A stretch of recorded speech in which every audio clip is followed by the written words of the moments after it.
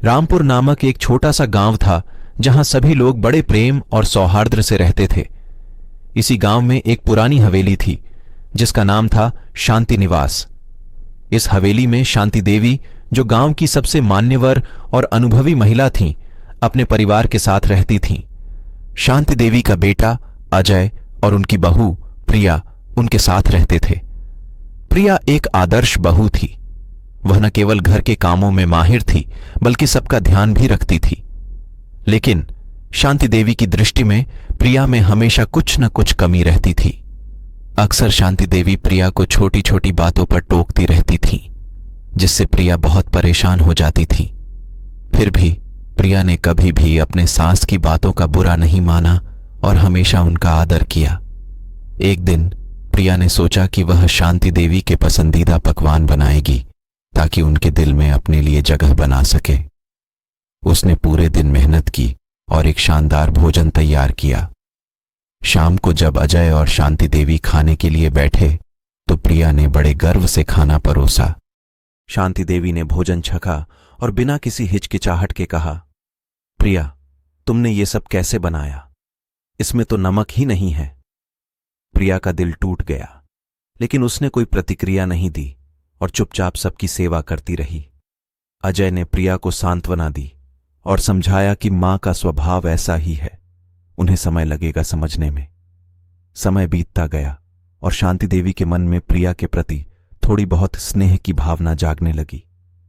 एक दिन जब शांति देवी अपनी पुरानी तस्वीरें देख रही थीं, तो उन्होंने देखा कि कैसे वह भी अपनी सास जमुना देवी के साथ अक्सर टकराव में रहती थीं।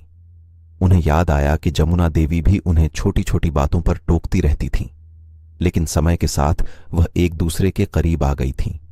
शांति देवी को एहसास हुआ कि अब वही दौर उनके और प्रिया के बीच दोहराया जा रहा है।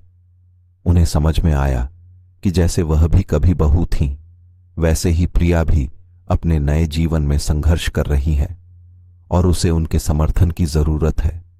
अगले दिन शांति देवी ने प्रिया को अपने पास बुलाया और कहा, प्रिया, मुझे तुमसे कुछ बात करनी है। प्रिया थोड़ी घबराई, लेकिन पास आकर बैठ गई। शांति देवी ने कहा, मैं जानती हूं कि मैंने तुम्हें बहुत तंग किया है, लेकिन अब मुझे समझ में आ रहा है कि जैसे मैं भी कभी बहू थी और मुझे भी मेरी सास ने समझने में समय लिया था, वैसे ही तुम्हारे साथ भी हो रहा है। प्रिया की आंखों में आंसू आ गए और उसने शांति देवी के पांव छू लिए। शांति देवी ने उसे गले लगा लिया और कहा, हम दोनों मिलकर इस घर को स्वर्ग बनाएंगे। उस दिन से शांति देवी और प्रिया के बीच का तनाव धीरे धीरे खत्म होने लगा। अब शांति निवास में खुशियों का माहौल था। शांति देवी और प्रिया ने मिलकर घर के कामों को बांट लिया और एक दूसरे के साथ समय बिताने लगीं। उन्होंने मिलकर कई त्योहार मनाए और परिवार के हर सदस्य का ध्यान रखा। अजय भी बहुत खुश था कि उसकी मां और पत्नी के बीच का तनाव खत्म हो गया है। गांव वाले भी शांति निवास की प्रशंसा करने लगे। सब कहते थे कि अब यह हवेली सच में शांति निवास बन गई है। शांति देवी ने भी गांव की और महिलाओं को सिखाया कि बहू को भी बेटी की तरह अपनाना चाहिए। शांति देवी और प्रिया की कहानी हमें यह सिखाती है कि जीवन में आपसी समझ और सहनशीलता बहुत महत्वपूर्ण है। हर रिश्ते में छोटी मोटी तकरार होती है, लेकिन यदि हम एक दूसरे को समझने की कोशिश करें और समय दें तो हर रिश्ता मजबूत बन सकता है। सास और बहू का रिश्ता भी ऐसा ही है, जिसमें अगर दोनों पक्ष धैर्य और प्रेम से काम लें तो यह रिश्ता भी मिठास से भर सकता है।